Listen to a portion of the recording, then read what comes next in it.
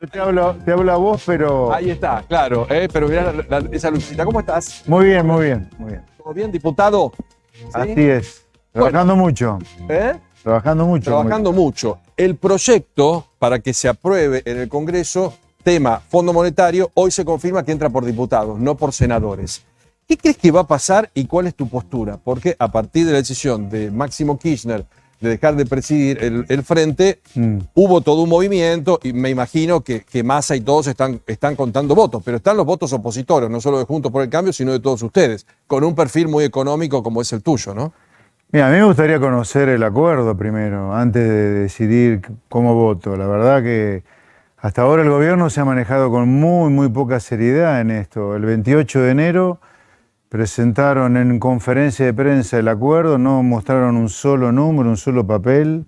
A ver, para que la gente entienda, y ustedes a lo mejor también, porque no tienen por qué saberlo, pero un acuerdo con el Fondo Monetario tiene 50 páginas de números, fórmulas, metas de déficit, metas de gasto, metas de reservas internacionales, metas de inflación, metas de emisión. No tenemos nada de eso. Así que decir que apoyás o rechazás es medio en el aire. Entonces, vos como economista, ahora no como político, ¿sostenés que hay que acordar con el fondo, que si no es dar el paso al borde del precipicio, o se puede no acordar?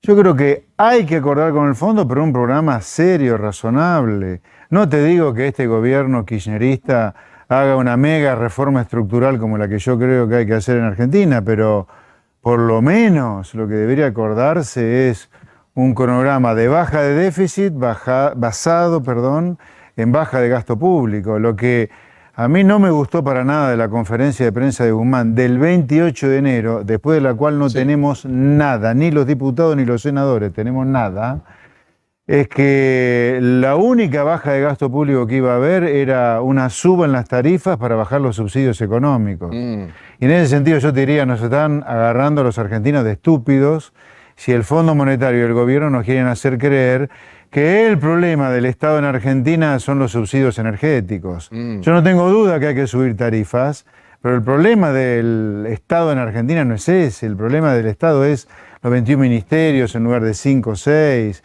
la coparticipación que se le envía a las provincias sin condicionamiento alguno, la proliferación indiscriminada de planes, las plata que va a las organizaciones sociales, los centenares de miles de ñoquis que hay en provincias y municipios que le roban la plata al buen empleado público y a los contribuyentes. El problema fiscal es ese, no son los subsidios energéticos, si bien insisto, hay que subir tarifas. ¿Y la economía cómo resiste ante esta situación? Porque es muy difícil tocar.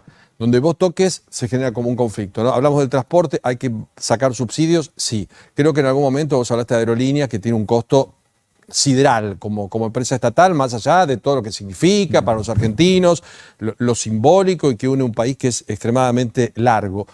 Pero ¿de dónde cortás y de dónde sacás? Si todos son lugares muy sensibles que pareciera que si tocas algo se derrumba o entras en un conflicto o en un litigio. Date cuenta lo que tenemos hoy. Un conflicto donde una línea no funciona de trenes por un tema de salud, las organizaciones sociales cortando todos los santos días y pidiendo planes, a un gobierno como este que, bueno, si es kirchnerista / justicialista, pareciera que hay siempre como un mejor entendimiento antes de llegar a este tipo de situaciones. Yo, Pablo Moyano, diciendo, si no acordamos con el tema de la CRT, también reventamos la plaza.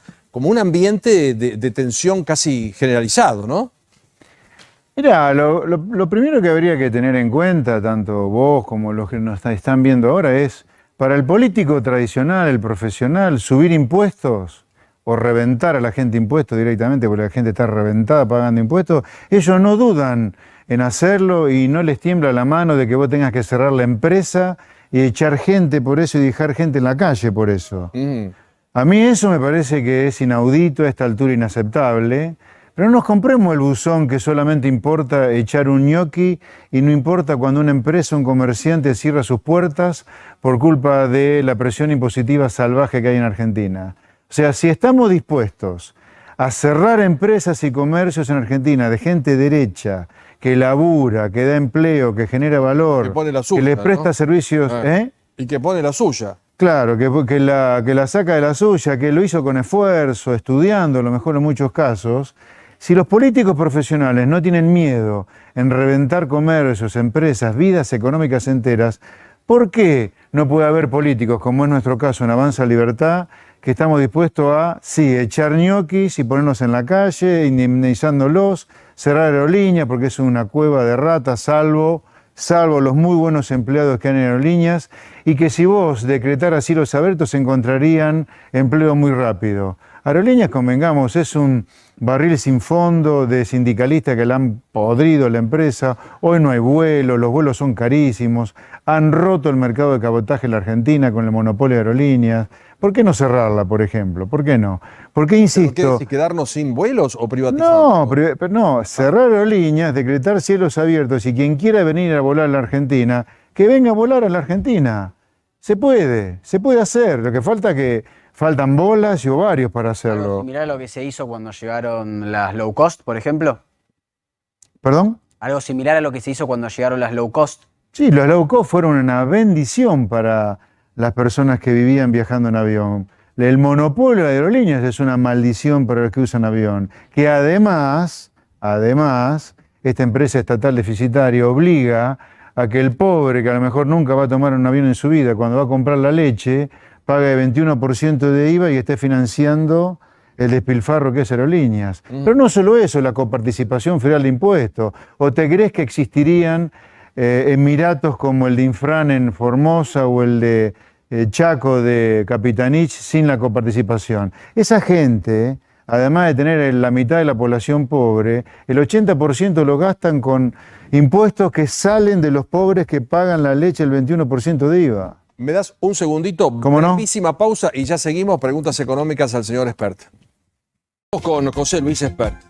Decía Carlos Melconian, si acordamos con el fondo, no vamos a perder los ravioles, pero vamos a seguir con la camisa muy ajustada. Como que el argentino económicamente va a tener momentos complejos. ¿Arreglar con el fondo significa dificultar la situación de la clase media, de los pobres en Argentina, José Luis? Mirá, ¿O no tanto? Si el acuerdo con el fondo que firma Argentina es el que trascendió el 28 de enero en esa conferencia de prensa de Guzmán, sí ese es el acuerdo, porque hablar en general, viste, no me gusta. Claro, si ese es el acuerdo, Argentina la va a seguir pasando mal. No es solución a ninguno de nuestros problemas porque prácticamente no hay baja de déficit, lo cual nos va a obligar a emitir dinero, eso es inflación, o a emitir deuda pública, eso es un problema para pagar la deuda pública. Yo no veo que ese acuerdo se pueda cumplir fácilmente, lo cual va a ser un problema, porque en cuanto veas que no se cumple el acuerdo, va a haber que empezar a renegociar las metas, el fondo se va a poner denso, el mercado se va a poner pesado. Lamentablemente veo un fondo monetario con mucha culpa de todo lo que le prestó a Macri por demás. Y ahora como quiere compensar, viste, con un árbitro falla mal. Te raja uno mal. Claro. Raja al otro mal también. Exacto. Es parecido a lo que pasó en los 90. En los 90 el Fondo Monetario emitió un cheque en blanco para Argentina diciendo que era lo más grande que había en el planeta emergente en ese momento. ¿Qué pasó? Vino el 2001, Argentina se prende fuego con un plan avalado por el fondo que era la convertibilidad.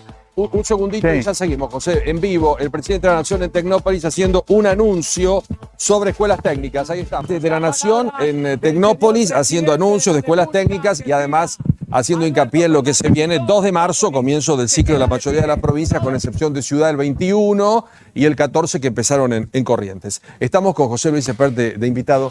José, ¿cómo estás viendo al presidente en este momento? Pasaron la contienda electoral, viene el fondo, hay que gobernar 2 largos años, ¿no? Acabo de verlo al presidente. Sí. Dice que él agarró la guitarra, sí, pues, como anécdota, pero la agarró ahora también la guitarra. A ver, la verdad, impresiona lo cara dura que es el presidente, te digo la verdad, Pablo. Habló pestes de la convertibilidad. Él fue un funcionario muy importante en el Ministerio de Economía durante la convertibilidad. Fue secretario de Bancos y Seguros en esa época. Se ve que tiene memoria bastante selectiva. Habló de Finlandia también, como el ejemplo a seguir. Yo le recordaría al presidente que en Finlandia no hay una corporación política como la que pertenece él, que ha destruido la Argentina junto con otros. En Finlandia la cantidad de impuestos que se pagan, que es mucha, le vuelve a la gente bajo la forma de buena seguridad, buena justicia, buena fuerza armada, educación, salud. En Finlandia la economía es abierta, las empresas compiten con el mundo, no es el curro de acá donde muchos cazan en el gallinero cobrándonos una bombacha, una remera como si fuera un BMW. Me parece que estamos muy lejos de ser Finlandia todavía. José, tiene pregunta Gustavo. Vos hablaste de la convertibilidad. ¿Se puede aplicar otra vez un plan como la convertibilidad que dio estabilidad en su momento, pero que a tiempo no salimos y después terminó en un estallido más y en un caos? ¿Es factible, como lo dicen algunos economistas, colegas tuyos, o es un delirio hablar de eso? No, no me parece que se estén dadas las condiciones, mucho menos en un gobierno como el de Alberto Fernández, que no tiene ninguna credibilidad. La convertibilidad es para machos, es para gente que está muy convencida de las cosas que hay que hacer. Que después te haya terminado mal es porque en algún momento dejaron de cumplirse las cosas que tenían que cumplirse para que la convertibilidad no explotara. Por ejemplo, explotó porque todo comenzó con un default de la deuda. Ahora, ¿por qué tuviste deuda pública que explotó? Porque hubo déficits fiscales durante demasiados años. Así que la convertibilidad fue muy buena para parar en aquel momento una hiperinflación, estaban dadas muchas condiciones. Pero si no respetás las reglas de juego que requiere una convertibilidad para no explotar, la convertibilidad explota aunque esté puesto por ley que nunca vas a devaluar. Exacto. Esper, el gobierno festejaba en esta especie de semiacuerdo o esbozo de acuerdo que el fondo no requería reformas estructurales, ¿no? Sí. Entiendo que vos estás totalmente en la oposición total de esto. Sí. Pero para vos, ¿cuáles serían esas reformas estructurales que hay que hacer en la Argentina y que el gobierno festeja no hacer? Claro. Por eso creo, entre otras cosas, que el acuerdo con el fondo, si sale así como está, va a ser un fracaso para la Argentina y para la gente de a pie, para los argentinos, ¿no? No va a solucionar el problema de la inflación, de las altas tasas, de la falta de trabajo. Yo creo que hay que hacer tres cosas elementales en Argentina. Argentina tiene que tirar a la basura al Mercosur, decretarlo como un tratado de libre comercio más o sancionar una ley que lo cambie por un tratado de libre comercio en lugar de un Mercosur, para que podamos firmar acuerdos de libre comercio con todo el mundo, porque hay que abrirse al mundo. ¿Lo que hace Uruguay? A la basura, a la sustitución de importaciones. ¿Lo que hace Uruguay? Claro, o lo que pretende hacer Uruguay en realidad. Sí, exacto. Pero hay que dejar que el Mercosur sea especie de salvavidas de plomo que es para la región. Acá no hay comercio entre iguales, el comercio es entre desiguales, al revés de lo que la política nos quiere hacer creer. Hay comercio entre distintos, no entre iguales. ¿Qué le podemos vender nosotros a Brasil si somos tan parecidos? Ahora, ¿por qué te crees que Argentina, la mayor exportación que tiene es de auto? ¿Vos podés creer que la mayor exportación de Argentina sea de auto? Claro. Bueno, es porque el comercio está administrado con Brasil. Segunda reforma, la laboral. Con estas leyes laborales no hay ningún empresario que vaya a tomar un trabajador y nunca vamos a bajar el trabajo negro que hay que eliminar. La tercera reforma, una reforma del Estado. Con este tamaño del Estado, los que estamos en blanco, de acá, de allá, de ese lado de la Cámara, vamos a seguir siendo esclavos impositivos como hoy.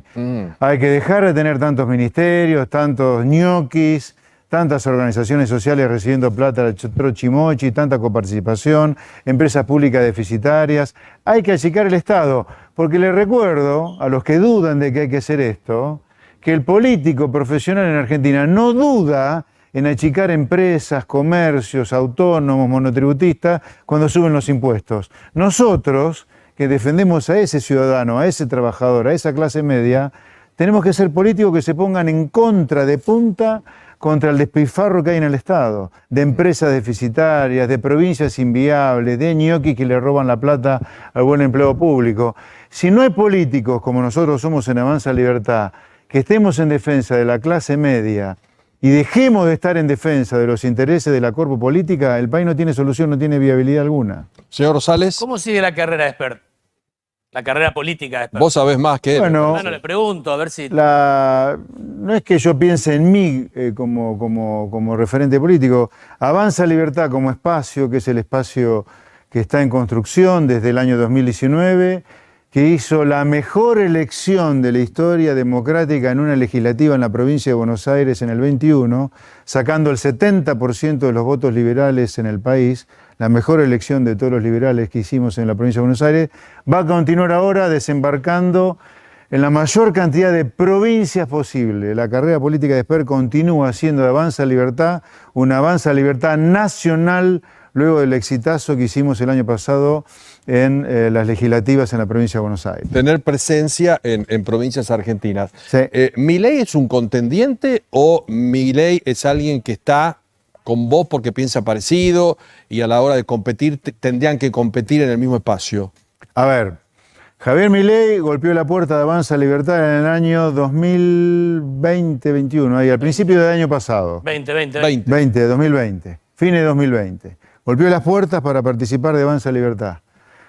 Le dimos la bienvenida, por supuesto, como consta. Él estuvo un año con nosotros y después decidió empezar a hacer su camino solo. Ajá. O sea, como buen liberal, lo recibimos con las manos abiertas, con los brazos abiertos, perdón. Como buen liberal, aceptamos su salida cuando decidió armar su camino solo. Le deseo la mejor de la suerte, le está yendo bárbaro. ¿Y en qué Me encanta que le vaya bien. ¿Y en qué, perdón, Luis, en qué Sí. no coincidís con Esper? ¿Con Javier? Perdón, con Milei, Javier. perdón. No tenemos ninguna diferencia sustantiva, pero él decidió hacer su camino solo y yo se lo respeto. Pero en un momento no pueden confluir en una misma Sí, no lo descartaría. ¿Qué No lo puede ser eso? ¿Una descartaría. interna para definir una candidatura? o algo por el Absolutamente. Todos los caminos para que el liberalismo llegue lo más fuerte posible en el 23 lo vamos a recorrer, sin duda. estilo? En Cambiemos hay muchos que te bancan y muchos que dicen no. ¿Cómo sentís esto? ¿Y si a vos te interesa o no te interesa? No me interesa, pero los que no me bancan son en general los que han sido parte del problema de la Argentina, te diría. Particularmente la coalición cívica y una parte del radicalismo, que han gobernado y que han llevado al país a la ruina a la cual han llevado. Y una parte del PRO que es muy salvable, que piensa muy parecido a nosotros. De hecho, hay muchos que están queriendo trabajar con nosotros. Y por supuesto, bienvenido sea. Yo creo que pensando en el 23, hay que hacer un gran armado como para derrotar al kirchnerismo para que no vuelva nunca más, porque es lo peor que le pasó a la democracia argentina. Pero para que eso sea posible, pero para que eso sea posible, no hay que armar alianzas antiperonistas como la del 99 o la del 2015. Hay que armar algo muy poderoso alrededor de estas tres ideas que yo te decía antes. Apertura al comercio, reducción drástica del tamaño del Estado para que deje de haber esclavos impositivos en Argentina y una gran reforma laboral para sacarnos de encima gran parte de las lacras sindicales y que el empresario no sienta, como siente hoy, que emplear a alguien es meter una bomba atómica dentro de la empresa. Si eso es el leitmotiv de una gran alianza contra el kirchnerismo, nosotros podemos evaluar participar. Evaluar. Si no es evaluar, participar. Ahora, si es solo para derrotar al kirchnerismo, de ninguna manera. Bueno, José. Porque va a volver en el 2027. No, y además parece que las coaliciones muchas veces, para ganar elecciones es fácil, para gobernar después es complejo. Le pasó a Cambiemos. Hay que plantear, como dijimos en el 2019, particularmente por las ideas brillantes de Luis Rosales en la campaña, hay que decir la verdad y las reformas que hay que hacer aunque cueste votos. Porque la gente tiene que saber y se merece saber lo que vota. Claro, es como ir a un médico y que te digan la verdad. Que te digan la verdad. Exacto. Hay que dejar de mentir para ganar votos en campaña electoral y esta es nuestra línea rectora. Gracias por venir, José. Un placer, buenas tardes. Muchísimas gracias. El señor José.